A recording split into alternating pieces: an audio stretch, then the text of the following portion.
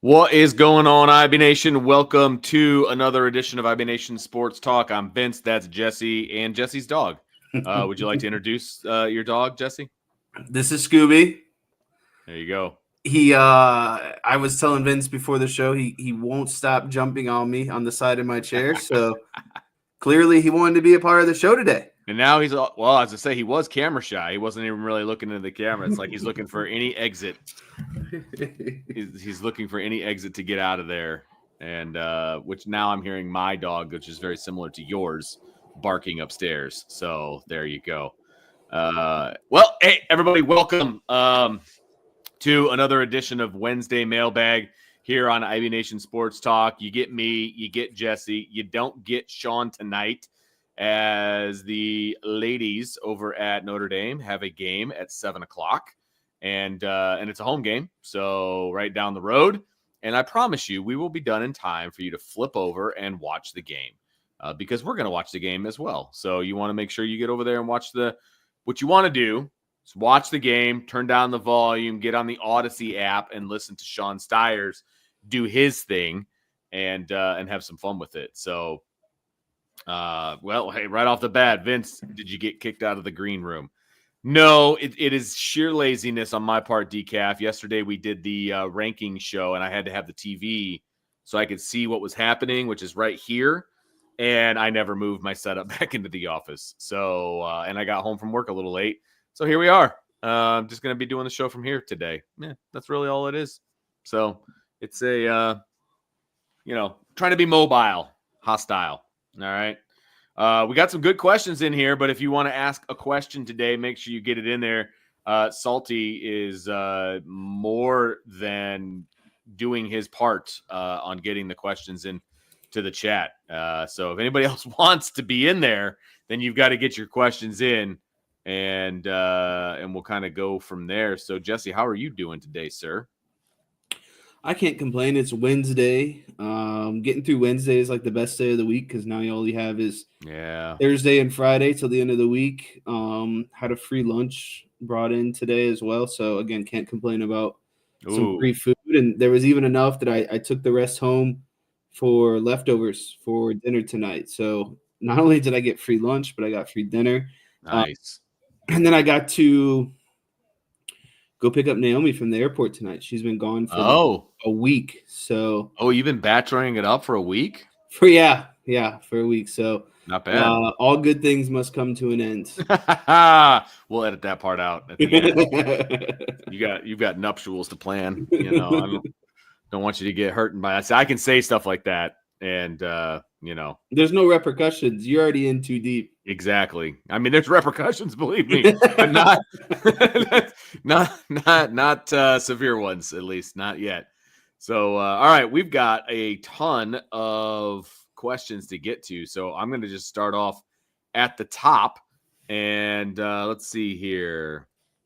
Okay, we'll go with this one. We got rapid fire already planned and ready to go, and there are some college football playoff questions in there. So if you have a college football playoff question, awesome.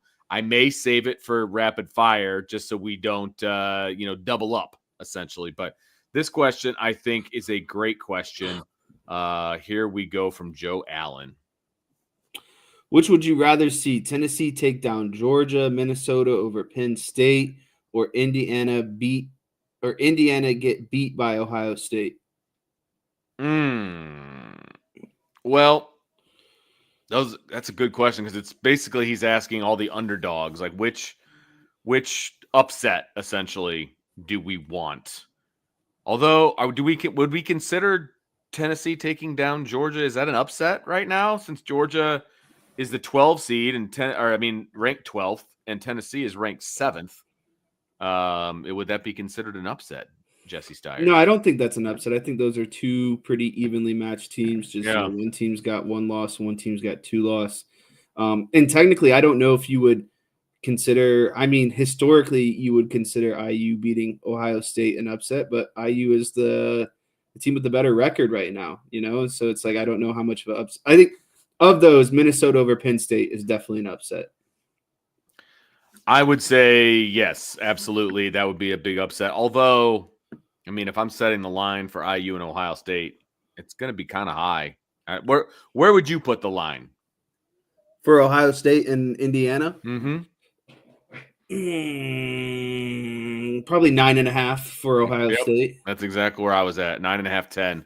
That's exactly where I was at. So, I mean, a 2-score win, IU beating Ohio State would be a upset, no doubt about that. But what would I rather see? Of course, I'm going to be looking at this from a Notre Dame lens. I would say I want, well, let's be honest with you. I want Minnesota over Penn State, but that's probably not going to happen. Yeah, which would you rather see? I would like to see Minnesota over Penn State. Yeah. Penn State already has one loss. I think they're criminally overrated.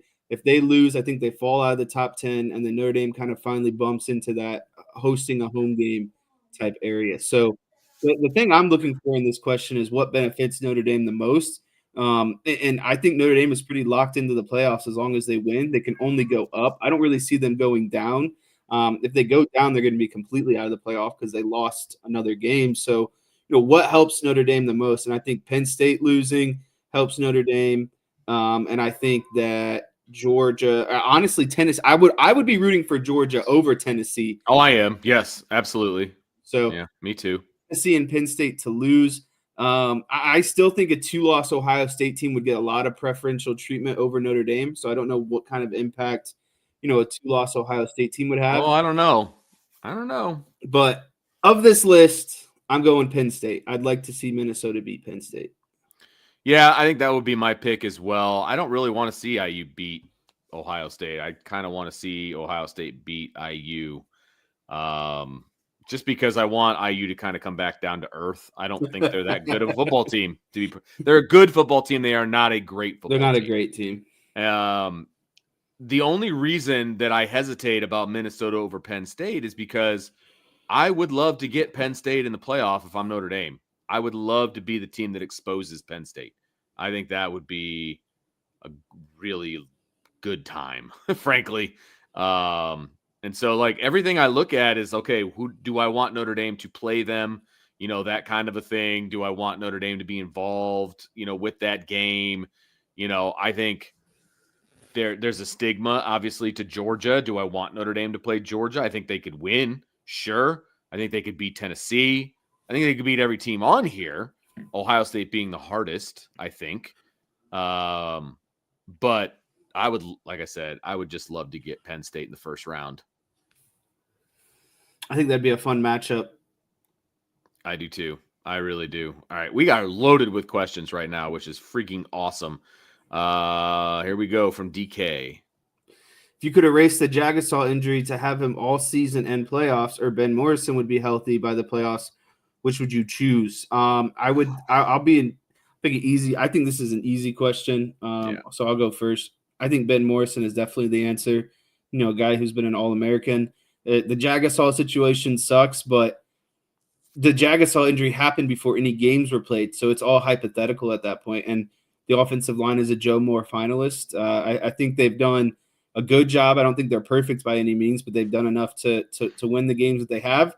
And when you're going against some of these, playoff teams, potentially like Alabama, Tennessee, Ohio State, you need a good, your secondary, right? That's where teams are going to try to score touchdowns. So having your best player in the secondary would be more beneficial, in my opinion.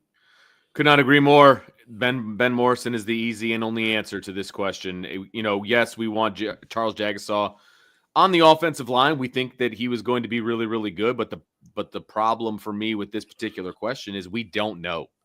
We think we know, but we really don't. He could have been a bust. Not saying he really is going to be, but we know that Ben Morrison was an All-American. That he was a freshman All-American. He was getting All-America buzz. I mean, he's a really, really good player, and he's proven it on Saturdays. Charles Jagasaw hasn't had a chance to prove that he's that guy yet. And so I'm going to go with the known, and the known is Benjamin Morrison. So that's actually an easy answer to that question. All right, now we're getting into the salty Virginia peanuts question bonanza, and so we'll kind of skip around here a little bit. Is a dual threat quarterback becoming a must-have in college football? I would say no, but I think having the option of using your legs when you're not a top-tier passer is only a good thing, right? Like as a quarterback, if you're not an elite thrower or an elite passer, you have to have something to kind of compensate for your lack thereof. And that's, I think, the perfect example of Riley Leonard. I don't think he's a horrible passer. I don't think he's an elite passer, but he is able to compensate for his lack of passing game through his legs. And so I think that's when a dual threat quarterback is a must-have in college football. Yeah, it's getting to be that point. I mean, in the past, I would have been like, nah, I want a guy that's just going to pick you apart with his arm, sit in the pocket and make it happen. But I think anymore, yeah, I want the dual threat. I want a guy that is obviously going to make the offensive line better by being able to get out of sacks. So having that pocket presence is going to be something that's obviously really, really important, being able to maneuver out of there. But then also, third and short, fourth and short, like you have a great situation with Riley Leonard or a guy like that, just to carry the ball and get the first down.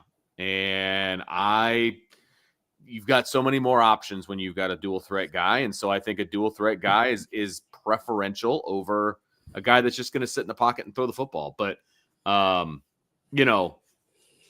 want a guy that can throw the ball, obviously. So you've got to be a legitimate dual threat, not a runner that can kind of throw, that kind of a deal. I want a legitimate dual threat. I mean, that's what you want, right? So, but yeah, I think it's becoming a must-have if you want to be a college football playoff ready type team. That's what you got to have. Okay, let's see here. How about Mike? Who else would like to see a Jerry Faust throwback jersey at some point next year? I got to look up what the jerseys looked like in 1982? I think they were more of like the lighter blue. I think. Let me see. Are you looking right now? Let's see if I can get a quick. Yeah, they're more that lighter blue color than. Oh no, that's when he was at Akron. Never mind. Let's see. I think I found it. Do you want me to? I can bring this up on the screen. Do it. But I do still think it's the lighter of the blue. It's still a navy blue, but it's not a deep of a blue. Is that too dramatic? That they've got now. No, hit it. Why not? Can you bring it up or do I have to? You got to do that part. Okay. Is that what we're talking about? Yeah, it's something similar to that. So it's like a lighter blue color. Look, I'm always in for, a little bit of a difference, something to change it up, that kind of a deal. So I'd be all for it for one game. I mean, I dug the 88 throwbacks that they had a couple of years ago. I thought that was a good look. Something to throw it back. The problem is you're going to be throwing it back to a team that wasn't very good. And I don't know how that would necessarily I'm going to translate, but I'll take the reins on this one. I'm going to say no. I think what you could do is have a jersey where you have like a patch that says like JF that's inside a shamrock, or maybe a sticker on the helmet that says JF. Just something a little bit more subtle and low key, but I don't see the need to, have a specific jersey, but I do like the idea of just a little simple patch, maybe on the shoulder pad or on the chest plate, something small. I think that's the way I would go. That's fair. All right, here we go. Let's see. Here's another one from Salty. Are people forgetting that Notre Dame is guaranteed a college football playoff spot if they finish ranked in the top 12, cannot be pushed out if, say, a number 15 Big 12 team wins the conference? And I do think people are forgetting that. I forgot that. I forgot that was a rule, to be honest with you. So, Notre Dame's in a great spot right now. All that they're fighting for is seeding. If they win, all they're fighting for, if they win these last 3 games, all they're fighting for is seeding and the potential ability, to host a playoff game. If they win all these games, there's no way they don't make the playoff. And if they lose a second game, I don't think that there's any chance that they would make the playoffs because of how much that NIU loss is held against them. Yeah, I mean, I think that, if they win out, they're obviously, going to be in, bottom line. So I don't see an issue with anything. I did forget about that particular rule, but now that he brings it up, Salty, thank you for that. I do remember that being the case. And so that's awesome. I need to go back and I need to read that rule, specifically the bylaws to the college football playoff, because that's very, very interesting that if they are ranked number 12, they're going to, by rule, they would get pushed out, kind of similar to, Georgia right now being ranked 12th, but they're the first team on the outside looking in because Boise State, the group of 5, is ranked 13th, and they would then jump Georgia and push them out. So, very interesting thing to think about. That's I need to go back and read the rule. I'm not saying I don't believe you, because I do believe you, Salty, and I seem to remember it off the top of my head, but I need to reread it because I think the vast majority of people forget that that's the case. And Notre Dame has a great shot, obviously, of being in the top 12 if they win out. They will be in the top 12 if they win out. They're sitting at number 8 right now. So I like their chances. Thanks for reminding me of that. I need to write that down. Bylaws. I'm writing it down right now. I'm going to get my lawyer on. I'm going to read, and I'm going to figure it out. All right. Good one from Salty. Let's see what we got here. There's one from Mark. Mark wants to know, do you think ABC SEC triple header scheduling has hurt certain teams with more than others with more night games? I don't have empirical evidence of it hurting certain teams more than others. I know that a lot of schools, like, Lane Kiffin is complaining that he doesn't get enough night games at Ole Miss. And so I know that teams would rather have night games. I think the players enjoy night games more. I don't know that the coaches really do. So I don't know. I don't know that it has hurt SEC. Look, there's a bunch of SEC teams in the top 25 right now, and there's 4 in the college football playoff currently, just like there's 4 Big Ten teams. So I don't know that it's necessarily hurt them, but it's definitely something that they have to get used to. Yeah, I think this is a great question, but it's something that's got to be studied, and I don't think I could give you like an off the top of my head type answer. At the end of the day, the night games are what they are. Obviously, it's going to bring more attention and more excitement to those big games, but I'm a firm believer of, whether you're playing at noon, 3 o'clock, or 7 o'clock, your performance really shouldn't change, right? Like, that's on the coaching staff to have your team prepared no matter what time of day that you're playing. It's interesting. There's 9 SEC teams in the top 25 right now. 9. And there's 4 Big Ten teams. And those 4 Big Ten teams are all in the top 5. So you want to talk about top-heavy conference. Well, that's the nature of the Big Ten every season, is they have 2, maybe 3 teams that are good, and the rest is a pile of dog. And no, but seriously, you're not wrong. But they get rewarded for beating up on that pile of dog. And it's right. They're all bad. This isn't Ohio State isn't great. Michigan isn't great. IU isn't great because they're beating these bad teams. You put anyone in that schedule and they're likely going to be performing the same way. So I don't know. This is a long vendetta that I have, that the top of the Big Ten is, yes, there's quality teams up there. Don't get me wrong. But still at the end, it's just the rest of it is just very mediocre. And they get rewarded for beating up on mediocre teams. Yeah. Yeah. And there's no doubt about it. It looks like the Big Ten is awesome because they have 4 out of 5 of the top 5 teams, which is great. Overrated. But then they've got that's a joke. None. They have none after that. None. You can't tell me that the top 5 teams in the country, 4 of them belong to the Big Ten. You just can't. Right. That's a joke. Absolutely. 100%. Speaking of the Big Ten, next question from Salty. Will Indiana be blown out, lose a close game, or win at Ohio State? I don't think they're going to get blown out. I don't think that they're going to win. I think close is relative. I think it'll be within a one-score majority of the game, and I think Ohio State might win by like 10 or 14 by the time it's all said and done. I think if IU wants to have a chance to still be in the playoff, it needs to be within a 2-score game. If it's more than that, I think they drop out of the top 12. I do. Because at that point, I think that their resume is going to get more scrutinized, and the committee is going to start looking at who did they beat, and they'll say, well, the one team that you beat, the one that you played 2 teams so far with a pulse, Michigan, and they're 500, and Ohio State, obviously ranked as the number 2 team in their rankings, and they almost lost to Michigan, and then they got blown out by Ohio State, if that's what happens, right?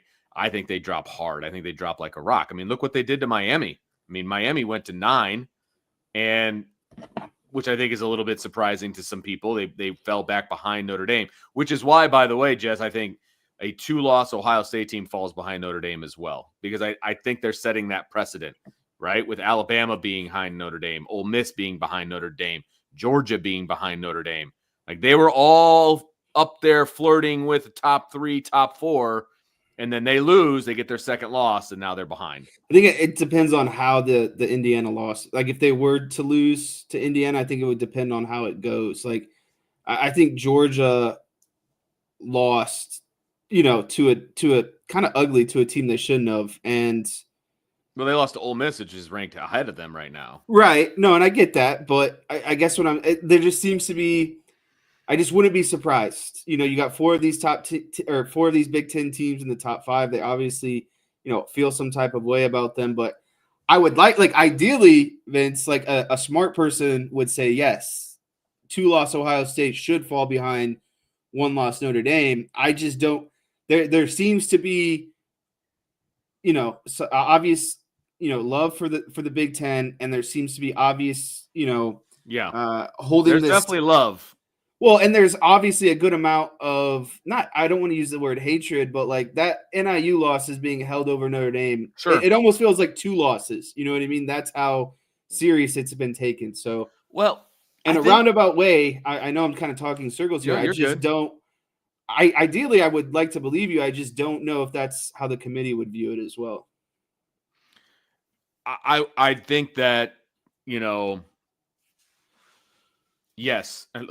Keith Kelso must be an IU fan. He says IU crushes everyone, then beats Michigan by 5, and you're saying it's not enough. They haven't played anybody with a winning record. Their strength of schedule is 100 out of 133. It's terrible. Like, it's bad. And to your point about Notre Dame and the NIU loss, I think the further they get away from it, the less it's being held against them. Yes. I do think that. The more that they keep winning like they do against, Florida State, Purdue. Right. And I don't – look, if Ohio State ends up losing to IU, I'll be the first one to eat crow and say that IU is better than I thought that they were. Exactly. I'm willing to do that, but you got to prove I just don't something see to me. it. I don't see it. You struggled with a bad Michigan team, right? And, I mean, Michigan is now 500, right? I mean, they're not a good football team, okay? And you struggled with them, okay? But they still won, and they're undefeated, and they're getting ranked properly. In fact, I would say IU should be ahead of Penn State right now. They should be ranked higher than Penn State. That's where I get pissed with the committee is, would you actually favor?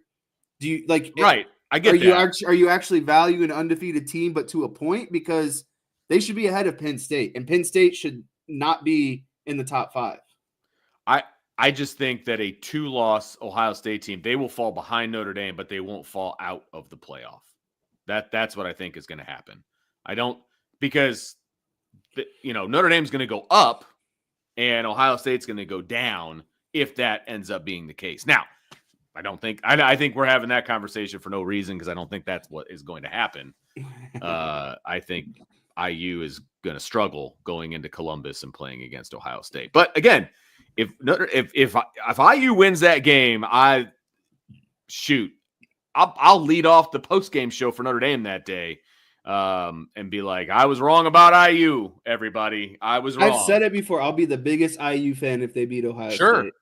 I would be the biggest IU fan. Absolutely. And I'll also say I would love to play them. I would love to play IU. So that's the difference. Okay. Let's see what we got here. Go down to a different person. There we go. Connor Laws. Who would you pick to win in Notre Dame's current playoff matchup, Notre Dame or Tennessee? This would be at Tennessee. I think that's it means something. Yeah, that's something that would weigh in. I think the Tennessee quarterback, if he had to play this Saturday, he wouldn't be playing. I'm pretty sure he's going to be out this weekend. So, I'm assuming we mean come playoff time, and I think that he would be playing come playoff time. I think this would be a really close matchup. I think that I would have to lean Notre Dame by like a field goal. Well, right now, Tennessee's quarterback is out. So that obviously has something to do with it if we're talking about right now. Right. I think Notre Dame is actually really good on the road right now. I would pick Notre Dame. I would pick them by maybe a little more than a field goal, maybe a touchdown. I think Notre Dame wins that game. I would much rather obviously host that game than go on the road, but I do think Notre Dame wins that game. I'll drive to Knoxville though to be in attendance for that game if that is the case. So absolutely. And even if somebody was mentioned about Nico getting flustered and things like that, he's a freshman quarterback, right? I would love to see him attempt to be a quality quarterback against Notre Dame's defense. I would enjoy that very much. So I think Notre Dame would win that game for sure. Back up to the top. Oh, we already did that one. And here we go. Little Deion question. Gotta love Deion questions. Is Deion Sanders going to coach FSU? And if so, how soon? Well, for me, this is easy. Yes, and depending on how Florida State does next season, if they're 500 or below, it'll be in 26. That's the earliest. I think yes, and I think it'll be once his babies are in the NFL. Right, which it will be in 26, right? I mean, I think so. I don't know. I know Shedeur is probably going to get drafted next year. I don't know about the other one that plays defensive back. Shiloh. And I don't even know if he might make an NFL roster because of his name, but I don't know if he's actual, NFL grade type player. Yeah. He's considered a senior, but I don't know let's see. I don't know how many games, he's played because he's got one tackle in 2019. So that was probably a redshirt year. And then 2020 would be his COVID year. And then he's played 4. So I think Shiloh's done at the end of this year. I think. So yeah, I think that this is a potential for the beginning of the 2026 season.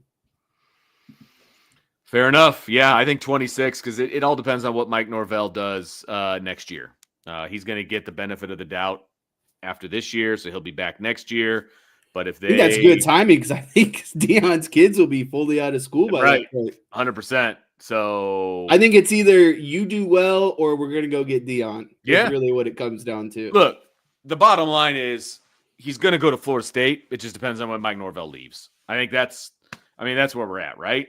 I mean, there's no chance that he's going to stick around at Colorado for the rest of his career. There's no way. He wants to coach Florida State. He tried to coach Florida State before, and they didn't hire him.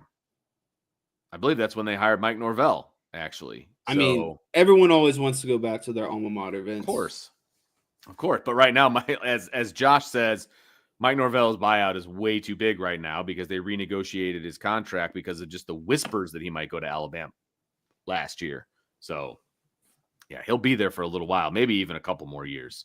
So, but, Deion's not going to go anywhere. And I think that that's okay because the Big 12 is an easier conference, in my opinion, to get out of. And I think he's okay with that. Let's see if he can sustain some of that success. All right. We got a super chat from Tyler Evans. Thank you so much, Tyler. He says, Fellas, I'm getting married next fall. Navy colored suits. Do we go with gold ties or green ties? I think with navy suits, you go green ties and then accent it with like gold cufflinks, gold.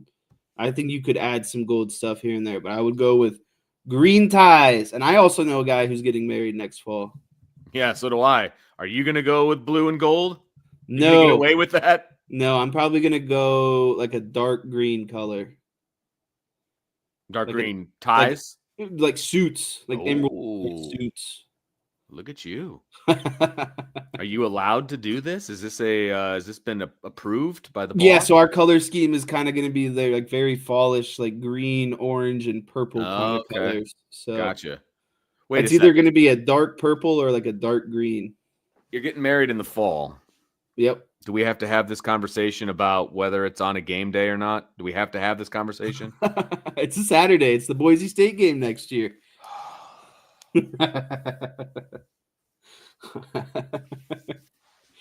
Jesse. I thought you knew this information. I did not know the specific information. It just kind of hit me, to be honest with you. It may have come in one ear, but definitely went out the other. I'm more worried about like tomorrow and then like the next day. Yeah, you're out in a year in advance is way too many issues to be. That's a long ways away, man. That's a long ways away. I don't even know where my kid is going to be next year. So that's a long ways away right now. But man, haven't you learned? Why are you why in the fall? It's just the best time of the year. It's going to be. I mean, it is. That's accurate, but it's going to be an outdoor event. The weather's going to be great. It's not going to be hot. Man. And the venue we wanted, it just all stacked up together. I mean, it could be worse, right? Like, what if it was like I don't know who they're playing that year, but what if it was like like Notre Dame and USC or something? I don't know. Oh, Jesse. But yes, emerald colored suits is what I'm leaning towards. Okay, like green. That's a good call. I mean, I have no problem with that particular call. The call I have is the date. That's the problem. That's the call I have a problem with right now. But it's okay. It's okay. We'll have that argument. I'll get over it. Like we will now. We absolutely will have that argument at some point. Yeah, for sure. Because they just announced the Notre Dame's the Boise State game, didn't they? So at the time when you plan this, they didn't have that game on the schedule, correct? That's correct. I will fall back on that. Yeah. So I mean, I can't be too mad at you because there was no game scheduled on October 4th. So I just looked it up. All right. Okay. Let's see. We got plenty of time to give you a hard time about that. So here we go. A Cowboys question. There's a bunch of Cowboys questions. You really want me to go there with you? People keep piling it on. It's just like kick a dog while they're down. I know. Seriously. You get it. It's the Bears. The Bears and the Cowboys are like this. Well, I mean, not the same, but like basic end result is pretty much the same. Crappy teams. Yeah. Bears. Wait, I got a Bears question in rapid fire. So, how about this one from Salty? Which team can least withstand a loss and remain in the playoff hunt? SMU? Is that University of Illinois? I think that's supposed to be IU. Oh, IU or BYU. I think if BYU, I'll put it like this. I think IU is fine with one loss. I think ACC and Big 12 are getting one team in, and it's their conference champion. Yep.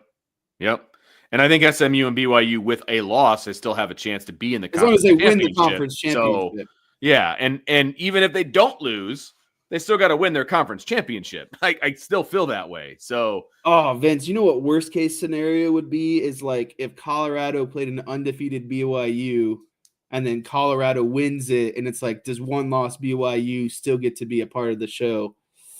Yeah, I don't think over so. 2-loss SEC teams. That's kind of where the conversation would be. It's a good question. They would be right there on the bubble, right? I mean, They would be considered a bubble team, and then I think you have to start comparing resumes. And I'm not sure BYU's resume would stack up, but we'll have to wait and see what that looks like, right? So, yeah, I don't want to get into that though. I want the ACC and the Big 12 champs to. I wanted them to be undefeated, right? Right. And then just that way, it's just it is what it is, right? Right. But when you start introducing like 1-loss, 2-loss teams, and then maybe a 2-loss conference champ and a 1-loss team that lost in the conference, I don't want to get into that situation. Yeah, there's a lot of ways that this can go very smooth, or it can get real hairy as far as who belongs in the 12-teamer. So we're just gonna have to wait and see. There's a ton of football left, man. There's a ton of football left. There could be tiebreakers in the SEC to see who even goes to this SEC championship. There could be tiebreakers in the Big Ten to see who even plays in the Big Ten championship. They said last night that there could be like an 8-way tie technically for the SEC or something like that. If everything goes like perfect. Right, right. I mean? But yeah, that's still a chance. Possible. Yeah, no doubt about it. No doubt about it. All right, let's get to a few more here before we get to rapid fire. Jesse, we've got some other people that actually submitted some questions besides Salty, believe it or not. How about this one from Andre? Is there a team I was hoping you'd come to this, so thank you. Is there a team that's undefeated that will lose before the end of the season? Let's review the undefeated teams, Vince. Oregon, Indiana, BYU, Army. Army's losing, so I'm going to take them off of this. They're going to lose to Notre Dame. So that answers this question. I think IU's going to lose to Ohio State. Yep. They're out of there. I think BYU is doing the Miami tightrope dance where they keep winning these games that they're not supposed to, and I think it'll catch up to them at some point. Who do they have left? Do you have that schedule in front of you? If not, I can get it. I'll tell you right now. They have Kansas, who's fresh off a hot win. That's right. Arizona State and Houston. Kansas is 3-6. Arizona State is, why don't you show me the record of a team when I click on it? Arizona State is 7-2. Actually, that's I think that will be their maybe the biggest shot at taking down BYU. And then I think Houston's like right around 500 or something. But give me a chance here, and I can tell you. Hey, the Jayhawks have a chance to really make some noise because they've got BYU and Colorado. They could just be spoilers, and they're also trying to get bowl eligible at the same time. Yeah, I mean, look, they're hot. They're hot right now. Let's go. Rock chalk. I'll tell you this. To answer this question, I think there'll be one undefeated team by the end of the season, and it'll be Oregon. Yeah. Does that include – you're just talking regular season, or are we talking – I think conference championship as well. I think okay. I think they'll finish the whole thing undefeated. And I think Army loses, obviously Notre Dame. I think IU loses to Ohio State. And then I think BYU will lose to someone in these – somewhere. Karma's catching up to them for what happened in that Utah game. They got such help in that game. I mean, they had no business winning that game. None whatsoever. All right, few more here. Let's see. I'll answer this one real quick from Andre. It says, has your son declared what school yet? Nope. That's a ways away yet. Got official visits coming up here in December and January. But signing day is coming up first week of February. He will know by then. So you'll all know when we know. That's for sure. They have a big ceremony at the school and all that stuff. So that is on our calendar. The ceremony is already on the calendar, which is February 3rd. So that is when we'll all know, because it may take that long, to be perfectly honest with you. All right. What else do we have here before we move over to rapid fire? How about for Mr. Magoo? Thank you, Mr. Magoo. If Oregon loses the Big Ten championship, do they take the number 6 spot with only one loss? I'll tell you this. I think what happens, I could just, be real brief about this, but I'm not going to. Good. If Oregon goes into the Big Ten championship undefeated and Ohio State goes into the Big Ten championship with one loss and they play each other and Ohio State wins, I think they'll do one of these right here. Whoop. Flip-flop. Yep, I agree. And that means Oregon is the number 5 seed. I think they could be ranked 2, but they'll be the number 5 seed. Correct. Yeah. Whoever would lose that game would be awarded the Boise State or the Group of 5 champion, in my opinion. Yeah, I think that's the way it's shaping up too. Brian said it last night when we were talking about the ranking show. He said whoever the loser is of the Big Ten championship is probably going to end up being the 5 seed, and I tend to agree with that. I mean, and play the Group of 5 champ. Yeah, I mean, if is in the Big Ten championship and they lose in the Big Ten championship as a one-loss team, I think they're the number 5. You know what I mean? I think, whoever the loser happens to be, I think they're going to be the number 5. So, that stymie comment, it goes back to the kind of argument we were having a little bit ago. It's like, if Ohio State has 2 losses, they'd be to the number 1 and number 2 team in the country. It's like, how far are they going to drop them even if they've got 2 losses? Well, that's what I'm afraid of. Well, see, here's the thing. Well, theoretically 1-2, but not seeded 1-2. Exactly. See, that's the thing. We're talking about seeds here, Stymie. We're not talking about rankings because they don't matter. We're talking about seeds. That's what matters in this whole thing. So if Ohio State has 2 losses, that means, yes, they lost to IU and they lost to Oregon. And then one of those 2 would have a loss, and they would be the 5 seed, and Ohio State would have 2 losses, but they're going to fall back with 2 losses. They're not going to be ranked as high as you think. They'll put them behind Penn State. You watch. They'll put Ohio State behind Penn State because Ohio State has 2 losses. So, yeah, they'll drop further than 5. Sorry. They'll be behind Notre Dame. I guarantee it. I guarantee it. All right. Let's see here. Let's see if we got any more good ones. Let's see. How about this is a fun one to kind of get after. Who is more likely to be defensive coordinator next year, Mickens or Golden? I'm going to go with Al Golden. I feel like the guy, he had his shot at being a head coach, went into the NFL, I think refined himself as a coordinator.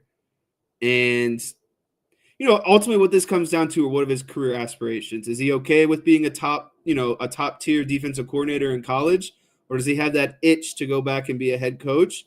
I think personally, kind of, again, where he's the track record of what he's gone through and kind of where he's at in his career, I think he's more than happy with just being a defensive coordinator kind of guy. I completely agree with you on that. I mean, he's one of the highest paid coordinators in the game. His name is not in the paper when they win or lose the game. Right. You know what I mean? So he has seen the good and the bad of being a head coach, right? I believe he was at Temple, saw the good, went to Miami, saw the bad. And I think that he's pretty happy with the way things are going right now. I mean, only be in charge of one side of the ball, not having to be, the face of the program. I think that kind of fits Al Golden right now. And again, I don't know how much longer he wants to do this or what his career aspirations are, but he's got a pretty sweet situation right now. Now, on the flip side, you don't want to lose Mike Mickens. Obviously, you want to keep him around as long as possible. You want to pay him as much as possible, and I think they will pay him as much as coordinators are getting paid. Obviously not the high-level coordinators, but I think they're going to give him good money to keep him around. But, man, the vultures are going to come from Mike Mickens if he's not the defensive coordinator of Notre Dame. There's no doubt about that. And so you've got to hope that he gives a little bit of a hometown discount to Notre Dame, meaning that, Marcus Freeman and as his friend and all of those different things. And so, you as a head coach, you want your assistants to move up in the ranks, right, whether it's with you or somebody else. Like, that's the whole point. And so I know that if Mike Mickens decides to go be a D coordinator someplace, he's not going to have a bigger cheerleader than Marcus Freeman. But at the end of the day, Marcus Freeman is going to want him on his staff too. So can you make that work? And how long can you make that work for? That's going to be the biggest question. So, but to answer the question from Crash This Train, I think that Al Golden will be the coordinator next year. So, all right.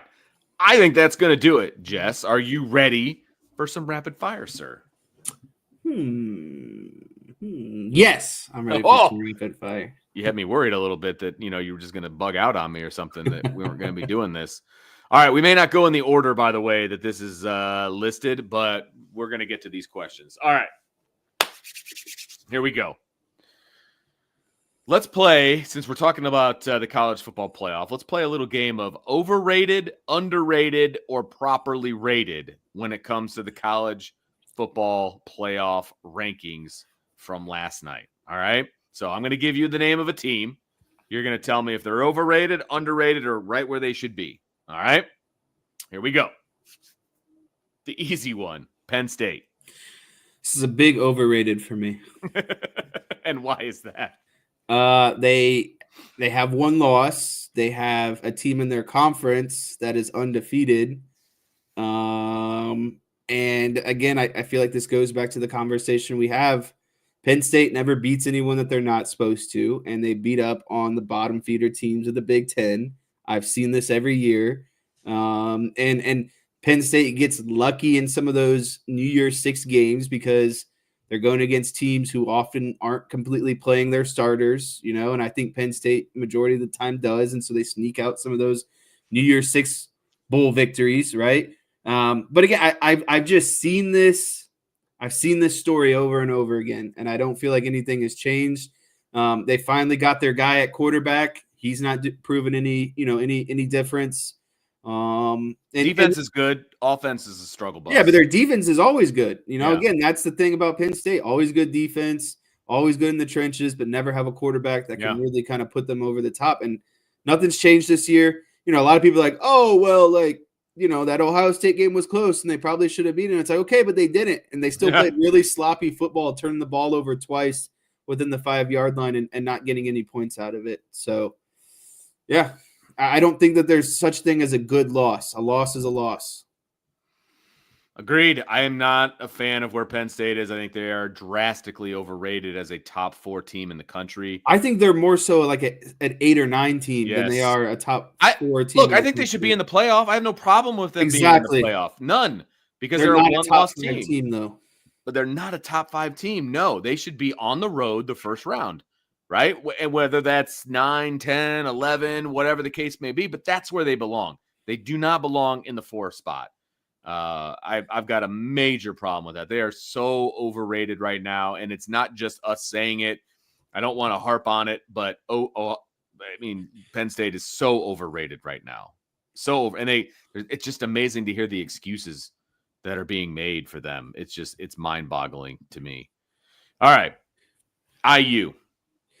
I would say they're slightly underrated, and I think that if the committee wants to reward undefeated teams, that they should be higher a little bit. I don't know to what degree, but fortunately for IU, and as we all know, they have Ohio State on the schedule, so a lot is going to be proven or shown in that IU game, and they'll get either the respect or the drop in the rankings that they deserve after that Ohio State game. Yeah, I've got them slightly underrated. Maybe like a spotter, like by one spot. One spot. I don't think they're better than Texas. I don't think they belong there, but I do think they're probably better than Penn State, to be honest with you. And if you're just looking at schedules and all of that, look, they're undefeated in the same conference as Penn State. Right. Undefeated. That's what I mean. Come on. You belong above Penn State. Period. End of discussion. I don't care that Penn State lost to Ohio State. IU lost to nobody. It's where they belong. Now, next week when we're having this conversation and IU has a loss on their record, then I'm going to have a different discussion because I think they should fall, right? Because at that point, when they're no longer undefeated, I think you do have to look at their resume with a bit of a closer microscope and decide, okay, where are your wins, right? Now that you've got a loss, now we have to start analyzing you. Now we really do need to come into these wins. Exactly. But I think you got to do that to Penn State too, because they obviously haven't done that either. So I think right now, I would have no problem if IU was in the 4 slot this week, right? Because they're an undefeated Big Ten team. I would have no problem with them being at 4. But then, let's see what happens against Ohio State. Don't get blown out by Ohio State. Because if you get blown out by Ohio State and this isn't a game, then I think you're teetering with even being in the playoffs. Then we've got a different conversation going. You know what I mean? But I think both Penn State and IU belong eventually. I think they belong in the bottom half of the playoff. So, all right, next team on the list, Notre Dame. I'll go out to say I think Notre Dame's right on point, right on where they should be.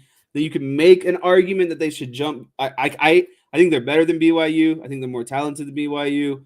But BYU is still undefeated, so that's kind of what's keeping them up there. But I would say Notre Dame is right on where they're supposed to be, and you could maybe make an argument for number 7. I hate that I'm agreeing with everything that you've said so far. I think Notre Dame is fine right where they're at because I do think there are going to be multiple teams ahead of them that are going to lose. Yeah, it'll take care of itself. And Notre Dame will just kind of keep marching their way up. And look, they're just steady climbing. Yeah, if you look at the rankings right now, I think Notre Dame is better than Tennessee. I think they're better than BYU. I think they're better than IU. I think they're better than Penn State. Right? So do I think Notre Dame should be in the 4 slot right now? I could make a case for it, right? Just from the eye test and watching them play the game. But I think every one of those teams that I just named has a chance of losing over the next 3 weeks. And so Notre Dame will just be working their way up, beating teams by 3 or 4 touchdowns, and then waving just as they go by. But fall down to the wayside as they just keep moving up. So I just think things are going to work out for them. Do I think they're better than the number 8 team in the country right now? Yes. So does that mean they're underrated? Maybe, but I think they're perfectly positioned to be where they need to be when it's all said and done. So I'm okay with that. And ND Forever 72 says Notre Dame would have been in the top 3 without the NIU loss. They would have been maybe the number 1 team in the country, maybe number 2. They would have been 1 or 2 if they were undefeated. Notre Dame would be 1 or 2. And then when the rankings came out, they'd get knocked down to 5 and be looking to play the group of 5 champion. Right. And I think at the end of the day, when everything is all said and done, all the dust settles after all the conference championships, the final rankings, I think Notre Dame slots in right at number 6 in the seeding, right? And that's only 1 spot worse than they would be if they were undefeated. So I think that's okay. I think 6 is really okay. I don't have a problem with 6 because here's the thing. At 6, you're going to play the number 11, whoever that happens to be. It's going to be a 2-loss SEC team probably, right? At home on December 20th or 21st. And then they'll either play the Big 12 champion or the ACC champion in the next round. I'm okay with either one of those. So that's like a ticket to the Final Four. Let's go. You know what I mean? So I would be fine with that because the best you can do is 5. The best you can do at Notre Dame is 5. And I think they're going to be 6. Okay, cool. I'm okay with 6. So if you'd have told me on September 9th when Notre Dame lost to NIU that they're going to be 6, I would have told you were crazy. There's no way that was going to happen. So, all right. Here we go. How about Miami? I think Miami is, again, another team that they got kind of right on or perfect is maybe the word to put it. I think when you start looking at, the 1-loss teams, Tennessee, Notre Dame, kind of rounding out that the bottom of the 7, 8, 9, 10. I think they're below Tennessee and Notre Dame for good reason. And I think they're ahead of the 2-loss Alabama, Mississippi's, Georgia's of the world as well. So I like where they're at, actually. Yeah, I don't have a problem with where Miami is. I think I wouldn't really have an argument if they were a little bit lower. I don't think they belong any higher because, like you said, they've been skating that line for the last few weeks, and it finally caught up to them against Georgia Tech. Excuse me.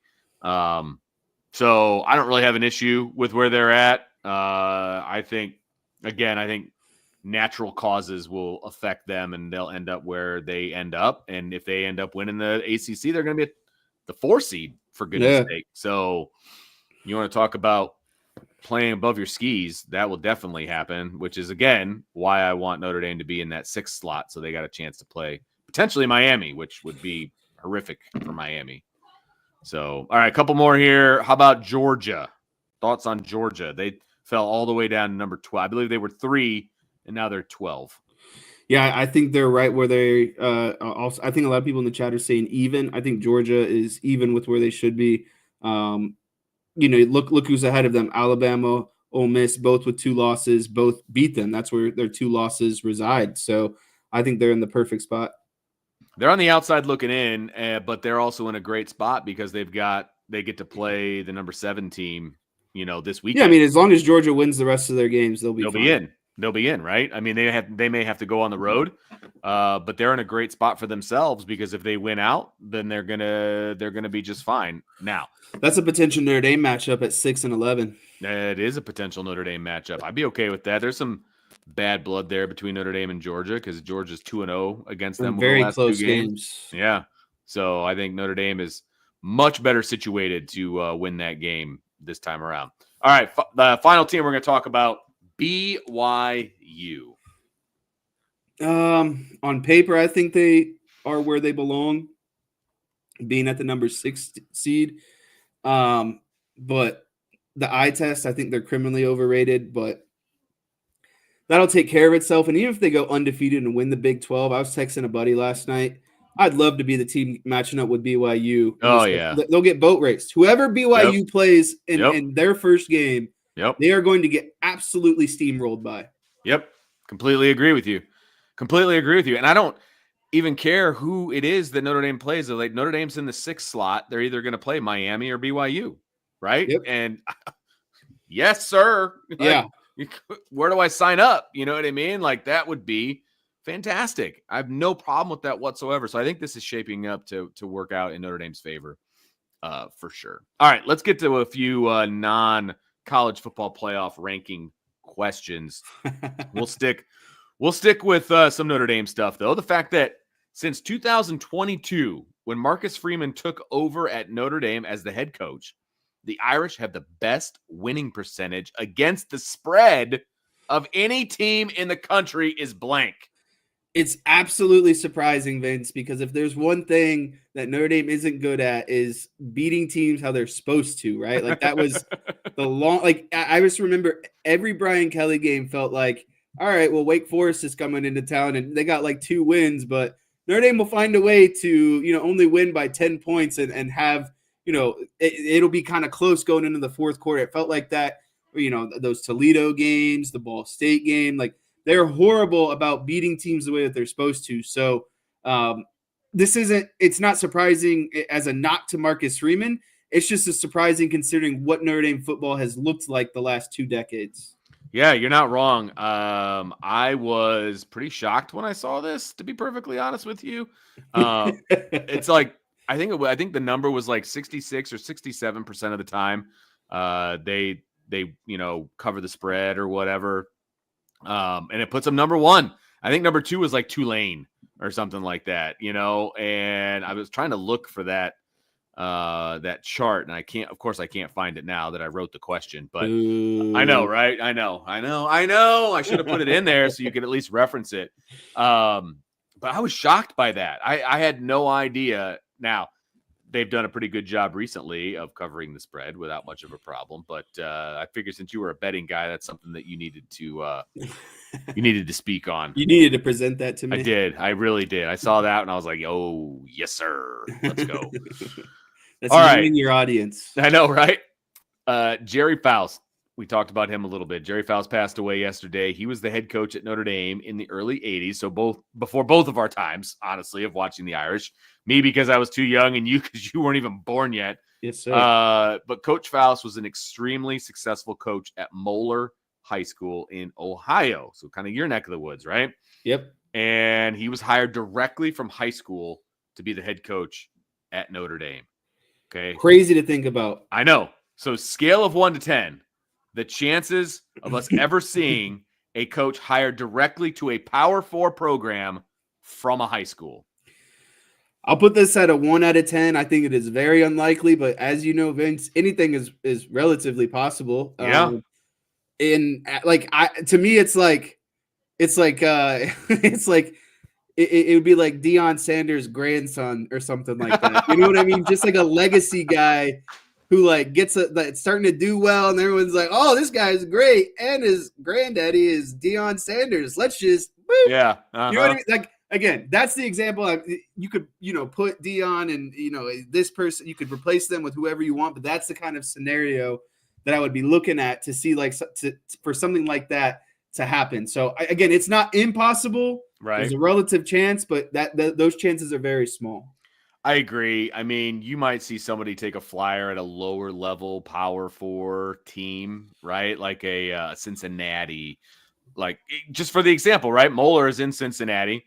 You could maybe see a Cincinnati like, hey, this guy's been super successful in our own backyard. Let's give him a shot. As just for example, right? But it's a 1 for me. I just don't think schools are going to make that kind of an investment in a high school coach. But it's definitely possible. Father David Penny said, didn't Texas Tech just do this? Maybe. I don't know the answer to that. They couldn't do worse at Texas Tech, so maybe that happened. And there's a lot of good coaches down in Texas.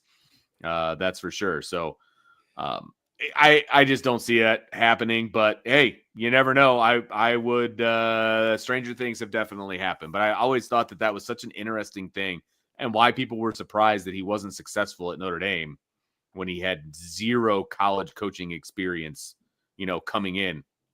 So Joey McGuire, head coach of Texas Tech, started his career as a Texas high school coach in 1995, ended in 2016, and then he became the tight end coach for Baylor in 2017, had a couple stints at Baylor, and then became the Texas Tech head coach. There you go. So, all right. Father David Penny, I appreciate you challenging. I love to be challenged. But no, he did not come straight from high school.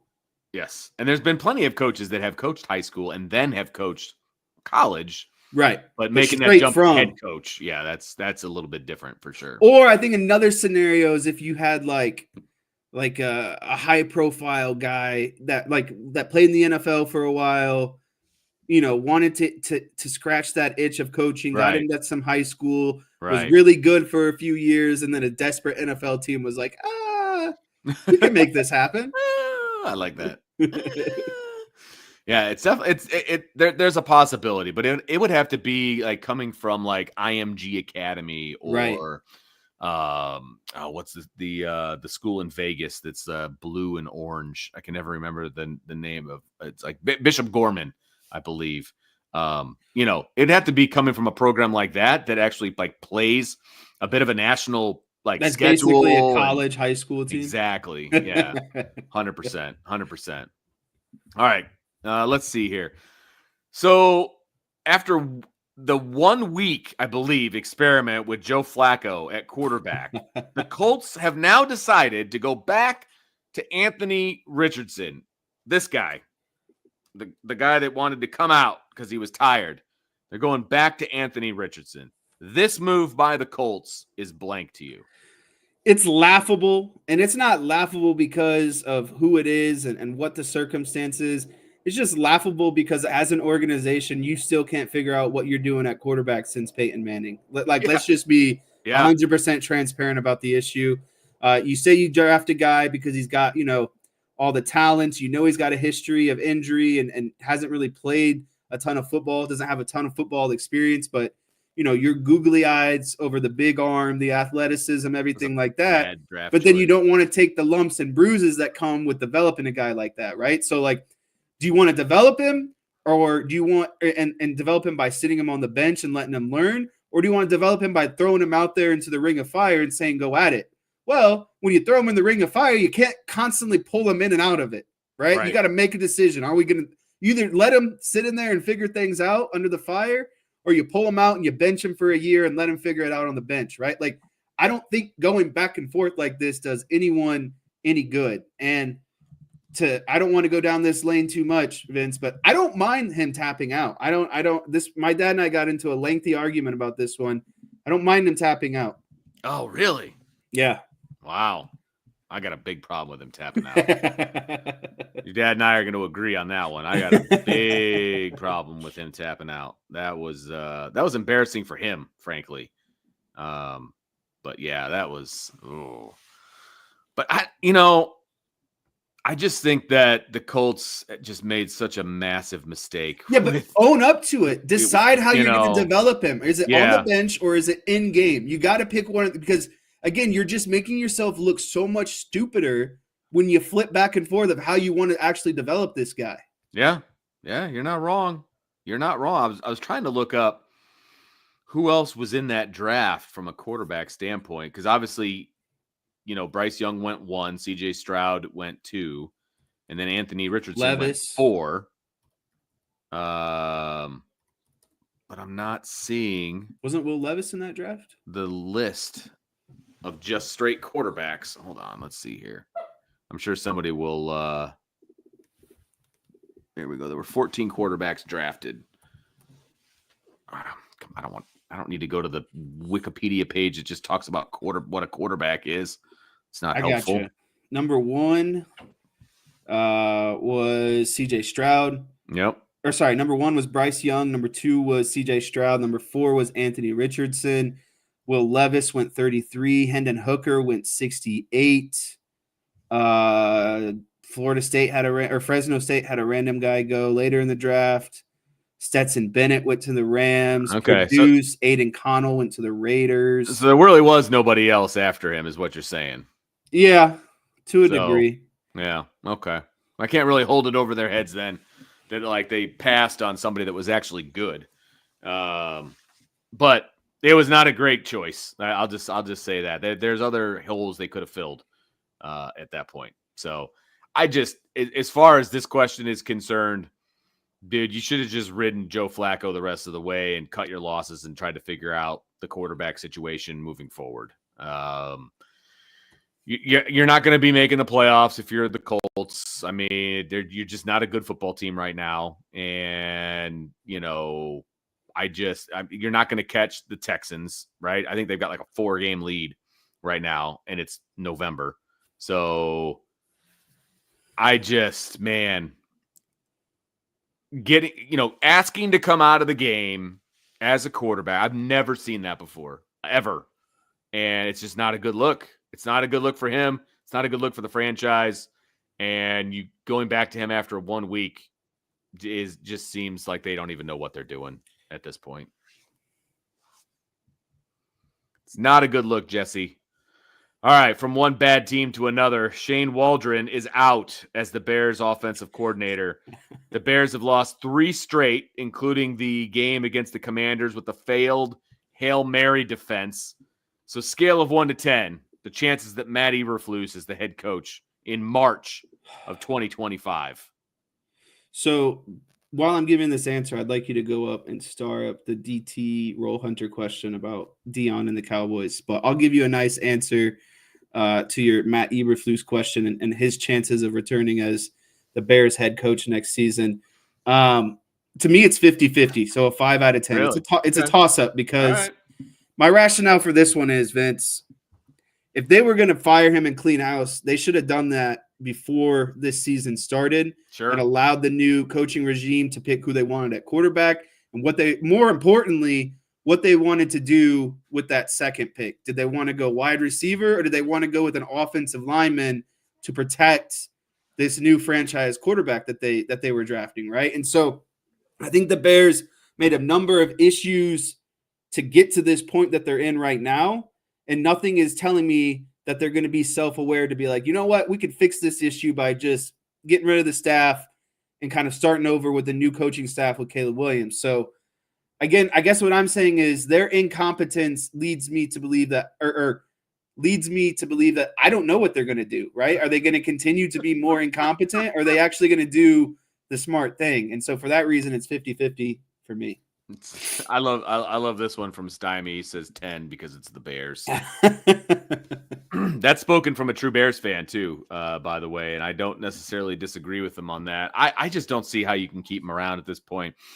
But it is the Bears, so I'm leaving the door open. So I'm going to give it a 3 at this point. They already fired the offensive coordinator, and it's November 13th, and I feel like that is shades of things to come. You invested in Caleb Williams, which I've made no mistake. I don't think that was the right move either. And I've been very vocal about that. And look, the Bears were in a good spot. They were in a good spot. They were in playoff contention if they win that game against the Commanders, and then they're feeling good about themselves and everything else. And that was just a horrible situation. And you lost to a bad Patriots team this past weekend. It's not good. It's not good over there in Chicago for the NFL team that resides there. So I'll leave the door open slightly, but I'll give it a 3 out of 10 that he's still the coach in March. And frankly, I'm hoping they kind of move on, but I wish they move on from their quarterback, but can't throw to a wide receiver when you got no time to sit in the pocket. You're not wrong. You're not wrong. but I still think they made a mistake. All right. Vince is like, I don't want to go down that rabbit hole. Yeah. Final question of the night. And it's going to be an either or question. All right. Going back to the college football playoff. Who has the better chance to make the playoff as things stand now and knowing what is upcoming? So knowing what their schedule is, moving forward with whether that's the conference championship, whether it's not, whatever. So who has the better chance of making the playoff? IU or Colorado? I like this question, but I think it's an easy question. Okay. And the answer is IU solely because they have more margin of error. They can lose a game and still get in. If Colorado loses any of their remaining games or the Big 12 championship, they're out. Clearly, so for that reason, that I have to go with IU. Clearly, they are out if they lose another game. There's no doubt about that. They are slowly climbing back into this thing, which is mind-boggling. If you're Colorado, though, it's amazing because your everything is in your control. Yes. You win these 3 games. You're in the Big 12 championship. Correct. You win that game.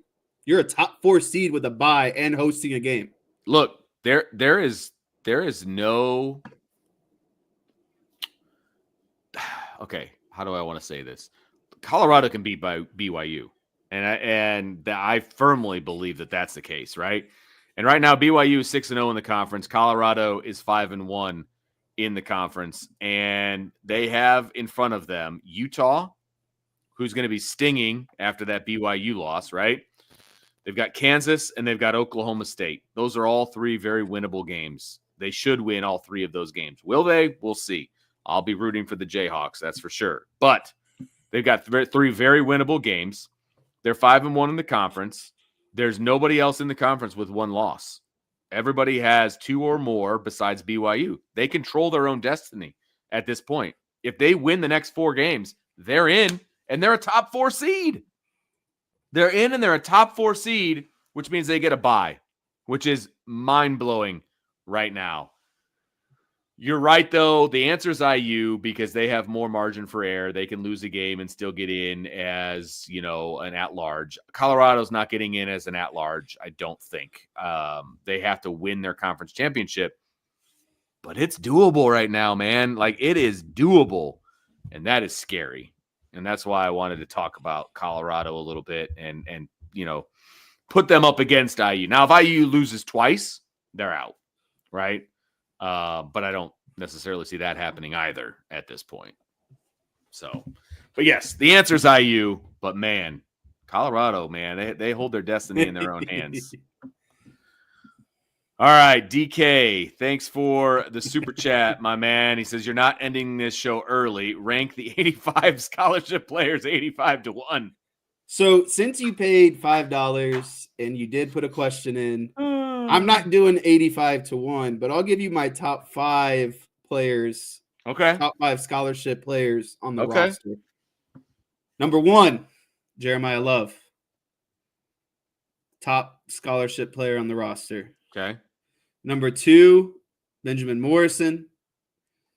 Number 3, Xavier Watts. Number 4, Mitchell Evans. Wow. Okay. And then number 5,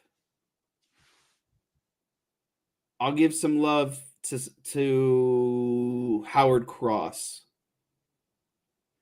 I wanted to go a linebacker there, but they're so damn young. I was just basically kind of going on who's got the most potential to go to the NFL next year, basically, and how valuable they are in terms of that kind of regard. So yeah, I'll go Jeremiah Love, Benjamin Morrison, Xavier Watts, Mitchell Evans, Howard Cross. That'd be my top 5. I would put Billy Schrouth in there someplace.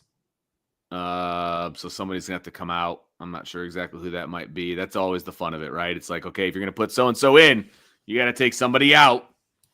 And it's like, okay, are we ranking them just by talent, or are we ranking them by importance to the team? Because Riley Leonard belongs in that conversation if we're talking importance to the team. Because if he goes down, yeah, actually, I'll amend mine. I'll go Jeremiah Love 1, Benjamin Morrison 2, Riley Leonard 3, Xavier Watts 4, Mitchell I think Mitchell Howard Evans Cross is on the 5. outside looking in. Yeah, but he'll go to the NFL, but he's not as crucial to the team's success. You're looking at it from an NFL kind of, right? Yeah. Yeah, I would be looking at it from an importance to the team standpoint. So give me your top 5. My top 5 as far as importance to the team would be Riley Leonard, Xavier Watts, Billy Schrauth.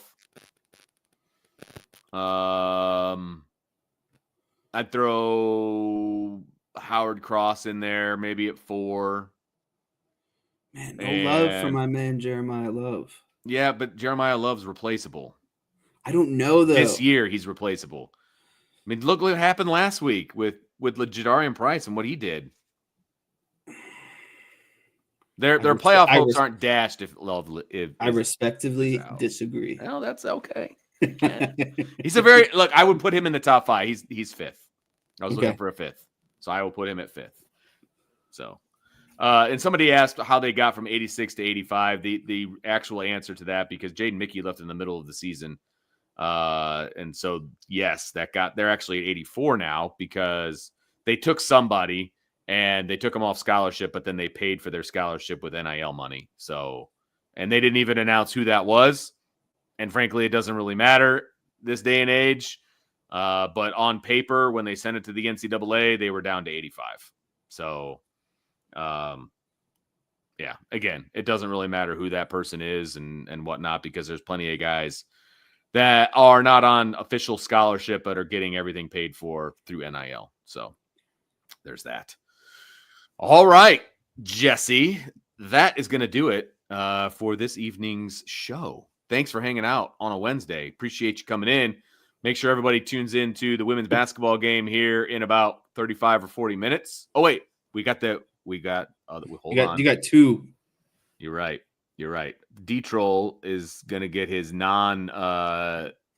this is his super chat question. I'm not doing the latter. I say it every morning at school. I don't know what you're talking about. I'll put it up so everybody understands what we're talking about. D-Troll, thank you for the super chat. Appreciate you very much. He says, also say the Pledge of Allegiance to prove you're not a communist.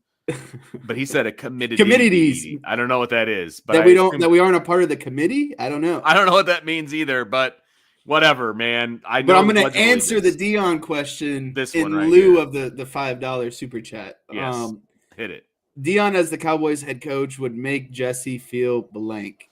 It would make me feel would make me feel worse off, I guess, is maybe how I would go with that. I don't think Deion would fix any of their issues. I don't think he's a guy who's a cultural rebuild. Like, he's always been a superstar. Look at me. And that's fine because he always backed it up. I was going to say the NFL we're perfect for that. But that's not what the Cowboys need. The Cowboys already suffer from, hey, look at us. We play for the Dallas Cowboys. We got everything easy. Jerry Jones pays us a lot of money. Blah, blah, blah, blah, blah. They need someone who's actually going to go in there and be tough on them. They need a Bill. I said this the other day. I would love, dream scenario, Bill Belichick would become the head coach of the Dallas Cowboys, because I think he would instill toughness, discipline, and an actual culture inside that building. And I think problems would get worse with Deion, no matter how good of a coach he is. I think he would allow them to be drama queens and to be, you know what I mean? Just be divas, essentially. So I would not feel good if Deion became the head coach of the Dallas Cowboys. Well, if Deion became coach of the Dallas Cowboys, you would probably have his kid as your quarterback. So also true, and I don't want that either. I don't want the Sanders show, because he's bringing the whole circus with him. He's bringing those Louis Vuitton bags, baby. Yeah. All right, that now is going to do it for tonight's show. Again, thanks, Jess, for coming in on a Wednesday. Appreciate that very, very much. And Sean and Jesse will be back tomorrow. Maybe. Sure. You don't know possible. If I'll be here. Yeah, you're right. I don't. I'm trying to, play it up a little bit. Sean will be here. He has to be here. So Sean will definitely be here tomorrow. at 5 o'clock. So make sure you tune in. And in the meantime, hit that like button, that subscribe button, that notification bell, and share with your family and friends. Really appreciate that. And we will talk to you next time on the Irish Breakdown podcast, everybody. Have a great night. Appreciate you very much.